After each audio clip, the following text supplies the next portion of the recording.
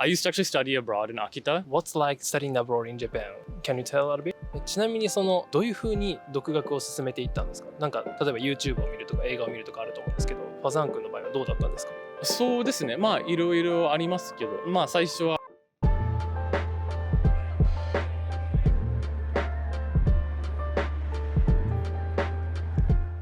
おはようございます my friend. This is Take from Japan. Today I have an opportunity to interview Fazan, who studied abroad in Akita Prefecture in Japan. He speaks Japanese so fluently, so let's ask him about the tips to improve your Japanese skills. On this channel, I interview people from Japan and around the world on various topics. This channel is perfect for anyone with an interest in Japan. And I have Japanese private sessions, so if you want to learn and talk with me in Japanese privately, please contact me on Instagram. Alright, let's get started.So thank you for your time. Can I have your name and where you're from? Yeah, I'm Farzan. I'm from Canada. Are you traveling here or living here?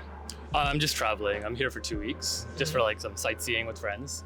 Okay. Where did you go so far? So I started in Tokyo, and then we went off to Osaka, and then my friends went to Kyoto, and from there I went to Akita instead. I used to actually study abroad in Akita, so since I still have some friends who live there, so I wanted to visit them. And then so I finished off in Akita, and then I came back to Tokyo. You said Akita and studied abroad, right? Yes. What's like studying abroad in Japan? Can you tell a little bit? Yeah, for sure. Like studying abroad in Japan, it was really nice. It was a really interesting experience. Like I came here because I really wanted to study Japanese, and so I thought like Akita would be a really great place. Like it's very secluded from like the big cities, so it gave me a lot of opportunities to speak Japanese. And the university I went to, it's Akita International University. It was like a very like intimate community. Like not that many students go there, so it was very easy to make friends with like both international students and Japanese students. So I feel like I got a really good like cross-cultural experience. I made a lot of Japanese friends, and you know, I learned a lot of Japanese just hanging out with them and speaking with them. And then also just being in the countryside, like I feel like I really got to experience Japanese culture a lot. So it was a really great time. I was there for about 6 months, and I wish I could have stayed longer. Oh, yeah. Right. Was it the program of a university? Yeah, it was through my university, through my undergrad. So I actually studied science in my undergrad, but I was doing a Japanese minor. Okay. So as part of my minor, I studied abroad. Oh, I see. Yeah. Right. Then why did you choose Akita? Because, you know, Akita Prefecture is kind of minor area in Japan, right? Yeah, no, it's a good question. So when I first decided to study abroad, I had the choice between Tokyo and Akita. And I figured if I went to Tokyo, like there's so many international students in Tokyo, like I'll end up making international student friends and probably wouldn't end up using that much Japanese. Like I feel like you can get by with just English in Tokyo. So I was like, if I go to Akita, like I'll definitely make Japanese friends and I'll have to use Japanese in my daily life. So it would just be a really good opportunity to like apply everything that I'm learning. You chose Akita for you're studying Japanese. Yeah, I figured I'm only here for 6 months, so I want to learn as much Japanese as I can. I think you're right because, you know, immersive is the key to learn the new language, right? Yeah, exactly. I think so. In 6 months, how did you hang out in Akita Prefecture with your friends? I mean, Japanese friends or international friends, whichever. Yeah, it's a good question. Because it was like a very intimate university and community, like I spent a lot of time in like the school clubs, like bukatsu. So like I was a part of like the dance club, and then I was a part of like a running club. We spent a lot of time just like hanging out in each other's dorms. Like we didn't go out that much because in Akita you kind of needed a car to get around everywhere. Like there weren't that many buses and trains. So it was a lot of time spent like hanging out on campus. But actually, so when I was there, I learned of like a discount that JAL gives to international students to travel. So often on Fridays, I would like fly out to like Tokyo or Osaka and I would fly there on Friday and come back on Sunday. So it actually gave me a good chance to see the country while I was there. Where did you go? I went to a lot of places. I went to Tokyo, Osaka, Kyoto. I went to Sapporo. I went to Hiroshima. Yeah. I went to Yokohama. I think that's about it. Yeah. Wow. So many places. Yeah, a lot of places, but it was great. Like I really enjoyed it. How much of discount you could get in that way? So at the time, the deal was about $100 round trip. So like 1万円 round trip. Okay, you studied abroad in Japan for 6 months. In Japan, you need to speak Japanese, right? When did you start your learning Japanese? Before coming here or after coming here? Yeah, so I started maybe a little more than 1 year before studying abroad. So that's like maybe 6 years ago now. Okay. Yeah, so I studied at my own university. I was doing a minor in Japanese, so I did one basic course, and then I just did lots of self-study. Like I had a textbook. I did a lot of like conversation practice with natives, and then I went to Akita and I actually studied there. Okay. Can I check your Japanese level? Yeah, for sure. Yeah. Okay, so let's speak Japanese. Okay. なるほど。ということで、ここから日本語で話していきたいんですが、日本語を勉強し始めたのが、留学する1年前ということだったんですけど、なんで日本に興味を持ったのかなと思って。いや、実はなんか留学する前の1年間、私なんか日本人の留学生に英会話教師としてなんかアルバイトをしてて、でそこにいろんななんか日本の留学生となんか仲良くなった。でそれからなんかなんか日本人の友達がなんかたくさんいて、じゃあ日本語ちょっと勉強しようかなと思って、でそれからなんか基本的な日本語の授業を取りました。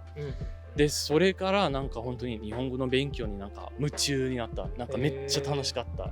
でなんかそれからなんかもっと続けたいと思って、じゃあ日本に行って日本に勉強しようと思いました。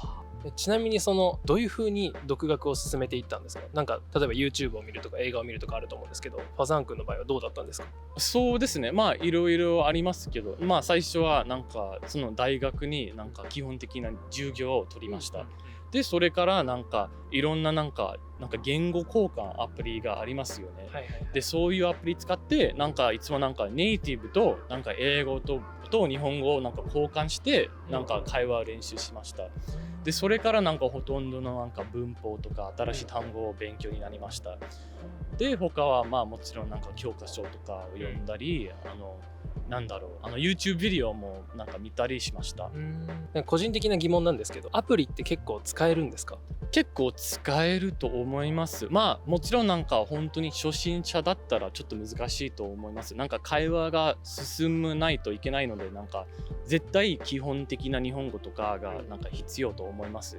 けどなんか日常会話ぐらいができたら、なんかそういうなんか交換アプリなんかめっちゃ役に立つと思います。なんかいつでもネイティブと話せる機会がなんかアプリがないとちょっと難しいと思う。なんか外国に。だからなんかめっちゃ役に立つと思います。どんなアプリ使ってたんですか？いろいろあります。なんか主にはヘロートークっていうアプリで、なんか他はなんかタンデムっていうで、なんかアイトキっていうアプリもあります。じゃあ主にその3つを使って勉強してた。そうですね。まず自分で1年間ぐらい日本語を勉強した後に、留学してきました。で、半年間留学した後って、当たり前ですけどカナダに帰るわけじゃないですか。そうですね。でカナダに帰ってから今日までなんか日本語の勉強とかって続けてたりしますか？ちょっとだけですね。なんかカナダに帰ってで 2,3 年間ぐらい全然勉強しなかった。それはなんか大学を終わって卒業して、でそれからなんかパンデミックが始めました。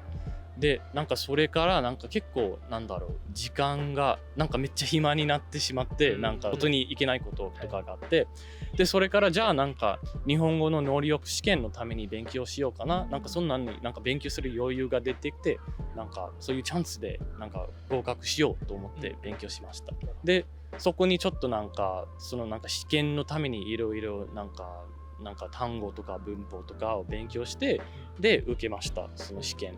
でその試験のなんか合格して、でそれからなんか多分それ1年間前のこと、でそれから今までなんかあんまり勉強してないけど、いつもなんかそのなんか言語交換アプリをよく使います。今でもそのアプリは使ってるんですね。そうですね。ほぼ毎週 2,3 回ぐらいなんかちょっと会話練習しようと思って、そうですね。じゃあちょっと変わった質問になっちゃうんですけど、いいですか？ありがとうございます。ここまで日本語が流暢に喋れると、多分日本人の、お友達とかと結構遊びに行くこともあると思うんですけど、バーに行った時とか日本人の女の子探しちゃうみたいなことってあります？いや実はそんなに探したことないですね。特に理由がないけど、もともと日本語の勉強のはなんかなんか友達と話すためですから、なんか多分日本語になんかナンパしたことはないですね。なんかじゃあ別にその日本人と結婚したいとかそういうわけではないんです。そうですね。まあなんか全然ありと思いますけど、うんでも特になんかそういう日本人と結婚したいっていうなんかきっかけは全然ないです。なるほど。まあ私にとってさ、なんか恋愛関係ってコミュニケーションは結構なんか大切と思いますから、でまあ私日本語日常会話は全然大丈夫けど、たまになんか自分の気持ちとかがちょっと伝えられないと思いますので、そこにちょっと多分恋愛関係になんか問題があるかもしれないと思って、多分なんか関係としてなんかなんだろう、英語ペラペラじゃないとできないかもしれないね、思います。Thank you for watching. If you liked this video, please thumbs up. Even if you didn't, please like it. How's your today's interview? I hope you enjoyed watching. Alright, I'm gonna wrap today's video. I'll continue interviewing strangers on the street, so if you have any questions you want to hear, please leave it in the comment below. Don't forget to subscribe and like this video and my Japanese private session. So, see you in the next one. Cheers. また会おう.